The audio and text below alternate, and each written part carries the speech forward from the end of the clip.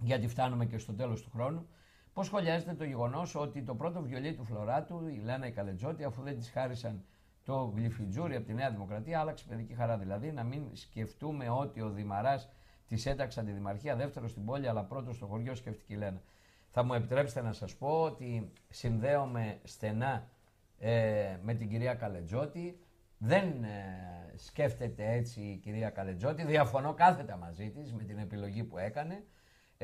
Όμως στα χρόνια που υπηρέτησε και αυτή και ο άντρας της, ο αείμνηστος Γιώργος Καλετζώτης στην πόλη των Πατρών, ήταν δημοτικός σύμβουλος μαζί μου, είμαστε μαζί στο Δημοτικό Συμβούλιο για 8 χρόνια. Είναι άνθρωποι Ο Γιώργος ήταν μαζί σου, Ο Γιώργος ήταν μαζί μου. Άνθρωπος και ο Γιώργος και η Λένα που υπηρετούν και αγαπούν πολύ την πόλη και πολλές φορές αυτό το πάθος μπορεί με διάθεση δικιάς μου αυτοκριτικής το λέω, δεν μιλάω για λογαριασμό της Λένας, πολλές φορές από το πάθος μπορεί να κάνουμε, εγώ κάνω και λάθη. Τα άλλα ρωτήστε τη Λένα, αλλά είμαι σίγουρος ότι δεν είναι θέμα, δούνε και λαβίν. Και εγώ νομίζω ότι δεν μπορούμε να πούμε τίποτα περισσότερο για την επιλογή της κυρίας Καλετζώτη. Όλες οι επιλογές κρίνονται από τους πολίτες στους οποίους απευθυνόμαστε όταν έρχεται η κρίσιμη ώρα της λαϊκής ατιμιγορίας. Νομίζω ότι πήρε μια απόφαση η κυρία Καλετζώτη. Αν με καλείτε να την κρίνω πολιτικά αυτή την απόφαση, νομίζω ότι ήταν μια απόφαση η οποία ξεκίνησε από μια διάθεση δημιουργίας μιας καθαρά δικής της αυτοδιοικητικής κίνησης.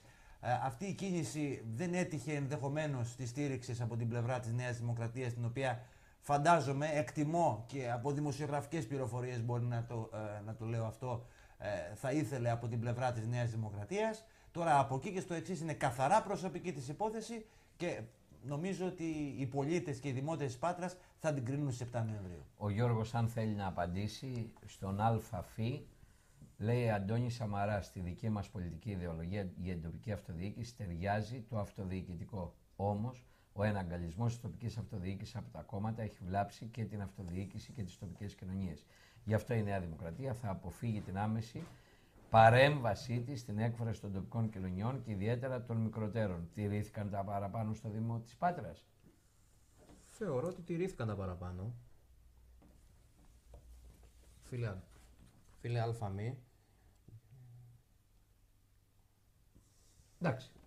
Λοιπόν, όντως τα πολιτικά κόμματα δεν μπορούν να μένουν αμέτωχα και αυτή τη φορά είχαμε ένα βήμα πιο πίσω, εγώ ήθελα να πω. Δεν είχαμε αυτή τη φορά χρήσματα όπως είδατε, είχαμε στηρίξεις από τη Νέα Δημοκρατία, ήταν πολύ προσεκτική και διακριτική η ανάμειξή της και γι' αυτό και προσπάθησε να βρει πρόσωπα, σαν τον Κώστα τον Χριστόπουλο, όπου είχαν απεγκλωβιστεί και απομακρυνθεί και απογαλακτιστεί, αν θέλετε, από τις πολιτικές κομματικές διαδικασίες του στενού κλειστού τύπου. Δεν ξέρω ο Νίκος αν θέλει κάτι να συμπληρώσει, γιατί φτάνουμε ήδη προς το τέλος. Νομίζω ότι η Νέα Δημοκρατία σε αυτήν την διαδικασία, στη διαδικασία της επιλογής υποψηφίου για το Δήμο Πατρέων, άσχετα αυτό, γιατί είμαστε εδώ και τα λέμε όλα, μιλάμε την αλήθεια, βρισκόμαστε σε ένα χώρο που συζητούμε με πολλούς ανθρώπους οι οποίοι ξέρουν και δεν μπορούμε να κρυβόμαστε.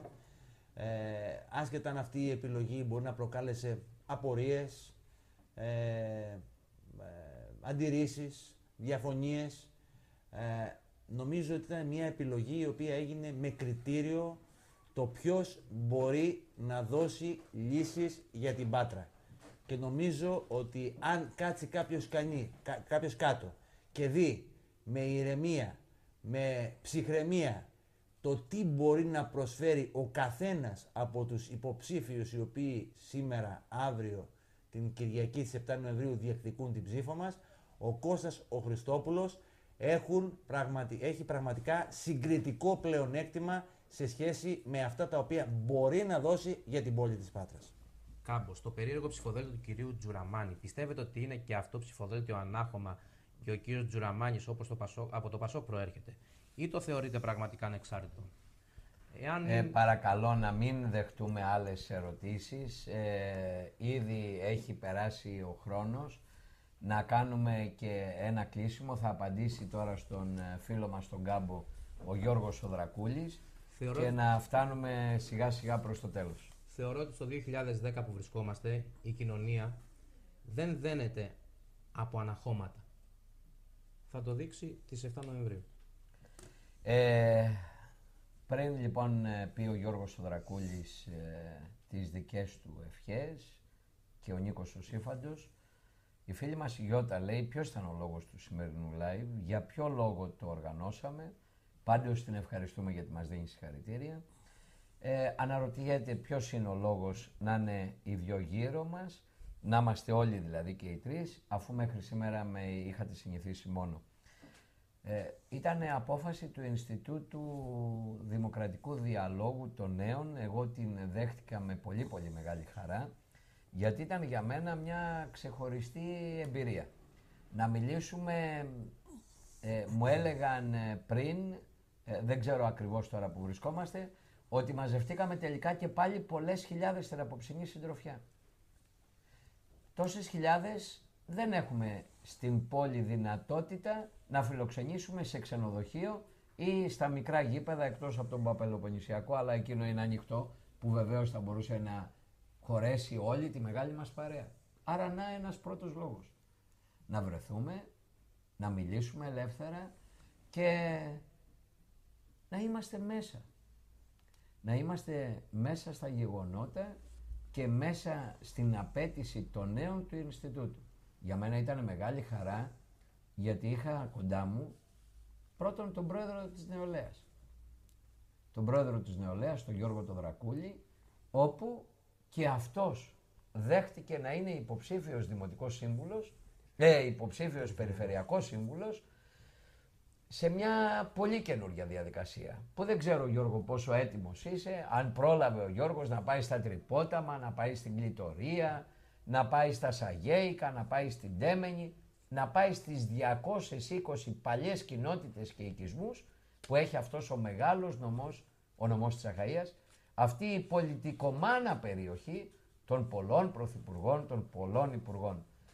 Όμως, και αν δεν είχε αυτή τη δυνατότητα, χάρη στο Ινστιτούτο Νέων και χάρη σε όλους αυτούς που βρίσκονται στις κάμερες, στο Γιώργο τον Αρβανίτη που τον ευχαριστούμε, σε όλα τα παιδιά που βρίσκονται πίσω από τις οθόνες και μας φέρναν τις ερωτήσεις, που προετοίμασαν αυτή τη βραδιά, χάρη σε όλους εσάς, ο Γιώργος, ο Νίκος και ο άλλος Νίκος, είχαμε τη δυνατότητα να τα πούμε. Και έχουμε τη δυνατότητα να συνεχίσουμε αυτή την κουβέντα. Από το Facebook, από το site, από τα blog τα δικά μας, από τα email μας, από τα SMS. Έχουμε 1000 τρόπους και έχουμε πολλές μέρες. 20 μέρες είναι υπεραρκετές για να πετύχουμε όλοι αυτό που θέλουμε. Εμείς που ζούμε στο παρόν, να φτιάξουμε ένα καλύτερο μέλλον. Θέλω λοιπόν να πω από τη μεριά μου καληνύχτα, να δώσω το λόγο στο Γιώργο το Δρακούλη και μετά στον αρχισυντάκτη, στο διευθυντή σύνταξης, τον Νίκο το Σύφαντο, της αρχαιότερης εφημερίδας, η Πελοπόννησος, όπου ήταν και για μένα εξαιρετική η τύχη, χάρη στα παιδιά, να με βάλουν στο μέσον, να κάνω εγώ σήμερα λίγο το συντονιστή και όχι ο Νίκος όπως τον έχουμε συνηθίσει όλα αυτά τα χρόνια. Ήταν λίγο άχαρο. Ο Νίκος ο Σύφαντος που τον γνώρισα και εκείνον στη νιώτη του, νέος είναι και τώρα αλλά είναι πολύ νεότερος από μένα, και τον γνώρισα σε όλους τους κοινωνικούς, τους λαϊκούς, τους πολιτικούς αγώνες να βρίσκεται στην πρώτη γραμμή.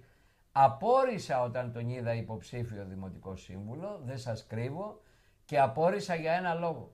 Γιατί και αυτός δεν θα είχε περιθώριο για να πει σε όλους ότι είμαι κι εγώ υποψήφιος.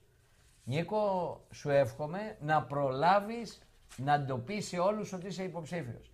Αν μάθουν όλοι ότι ο Νίκος ο Σύφαντος είναι υποψήφιος, τότε πιστεύω ότι η εκλογή θα είναι βεβαία. Φοβάμαι ότι θα περάσουν δημοτικές εκλογές που είναι σε τόσο σύντομο διάστημα και θα σε βρίσκουν αναγνώστες, φίλοι σου από το ραδιόφωνο που σε ακούνε κάθε μέρα, φίλοι σου που διαβάζουν τα άρθρα σου κάθε μέρα, οι συμμαθητές σου, οι παιδικοί σου φίλοι, αφού γέννημα θρέμα και εσύ και εγώ και ο Δρακούλης είμαστε αυτής της πόλης και θα σου λένε μα δεν μας το έλεγε ότι ήσουν υποψήφιος να σε ψηφίσουμε, αλλά τότε θα είναι αργά.